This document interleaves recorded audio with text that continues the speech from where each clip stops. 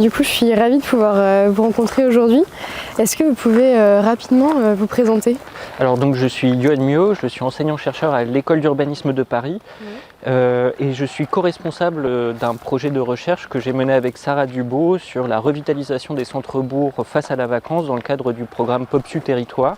Et du coup, est-ce que vous pouvez nous parler un peu plus de ce projet de recherche? Ambert-Livradois-Forez, c'est une grande intercommunalité qui connaît une décroissance démographique séculaire. Ça fait depuis le milieu du 19e siècle que le territoire perd structurellement de la population. C'est un territoire qui perd aussi structurellement des emplois et de ce fait-là, il y a une problématique croissante de vacances.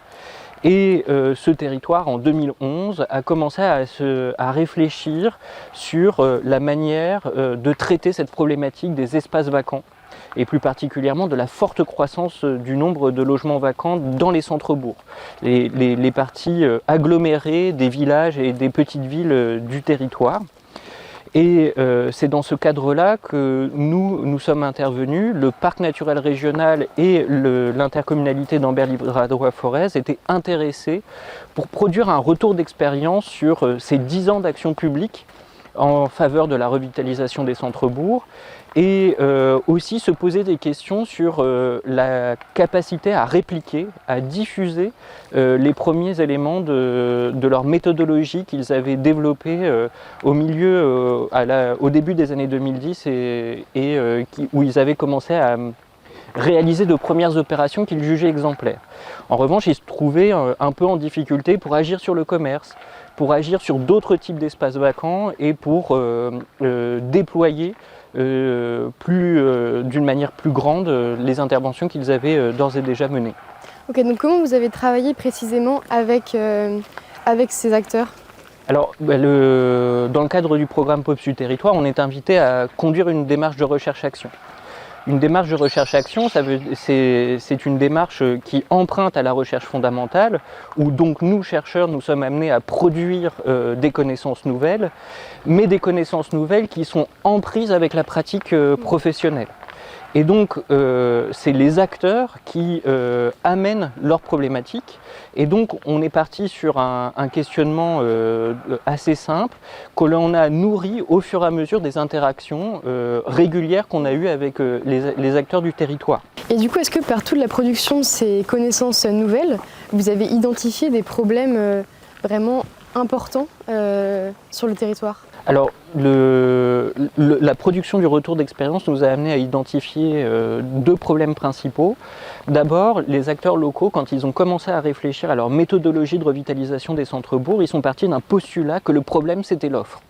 C'est-à-dire que l'offre bâtie dans les centres-bourgs ne correspondait plus à la demande des nouveaux ménages.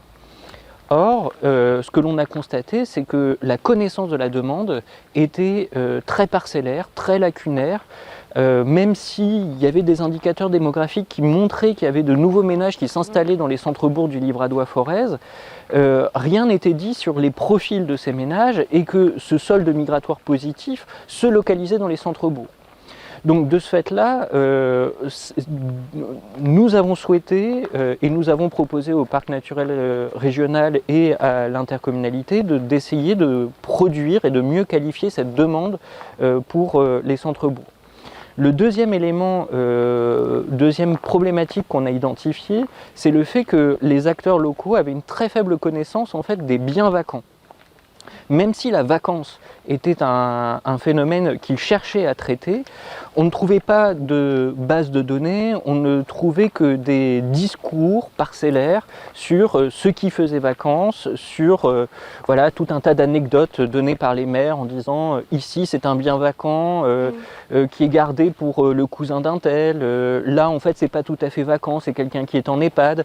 Mais tout ça, ça ne produisait pas une connaissance systématisée qui rendait visible l'ampleur du phénomène de la vacance. Et donc là, la deuxième dimension sur laquelle nous avons travaillé, c'est de constituer de premières briques d'un observatoire local de la vacance à partir de bases de données que l'on a traitées et qui ont mis en exergue en fait que la vacance était un phénomène beaucoup plus pluriel que celui qui était envisagé par les acteurs, à savoir que ça touchait l'habitat, le commerce, les activités, mais que ça n'était pas un phénomène aussi circonscrit uniquement au centre-bourg, que ça touchait aussi des parties pavillonnaires de ces centres-bourgs, que ça touchait aussi les hameaux, les petits, l'habitat diffus dans la campagne qui était jugé comme non problématique par les acteurs.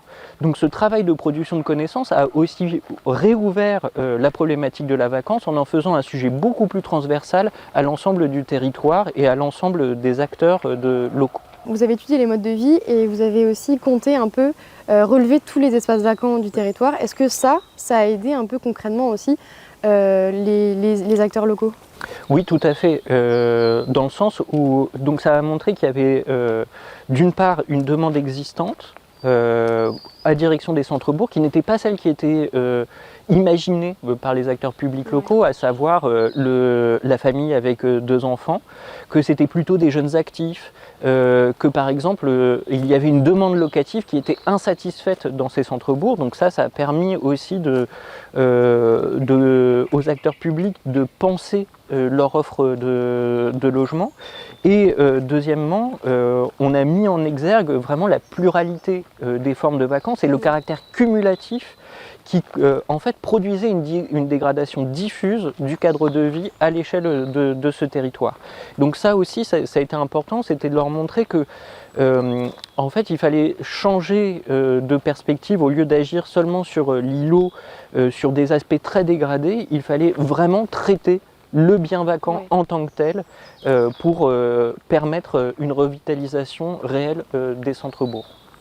Ok, du coup en fait par l'étude aussi de ces biens vacants, vous avez aussi travaillé donc un peu sur pourquoi les propriétaires laissaient ce bien vacant. Et est-ce que ça pourrait être une suite dans votre recherche de comprendre pourquoi certains biens sont vacants et les choix qui poussent les propriétaires à les laisser vacants? Tout à fait, et donc en fait un autre résultat final de la recherche, c'est qu'on s'est rendu compte, quand on a essayé d'ouvrir la boîte noire des espaces vacants, quand on a caractérisé les formes de la vacance, on s'est rendu compte qu'en fait très peu de connaissances étaient produites sur les propriétaires des biens vacants. On connaît très peu de choses sur la structure de leur patrimoine, sur leur âge, leur structure familiale. On ne sait pas la manière dont ce bien est devenu vacant. Et donc ça, c'est une suite opérationnelle du programme que nous avons mené, où actuellement on est en train de travailler avec le Parc naturel régional du Livradois-Forez pour lancer une enquête à destination des propriétaires de biens vacants dans 3 communes emblématiques du parc, pour essayer justement d'entrer dans les logiques sociales qui conduisent des propriétaires à mettre des biens en vacances, à les délaisser, et de voir dans quelle mesure cette connaissance sur les propriétaires vacants, leur logique sociale, permet aussi d'ouvrir la boîte d'autres logiques d'action pour intervenir sur la réactivation de ces biens vacants.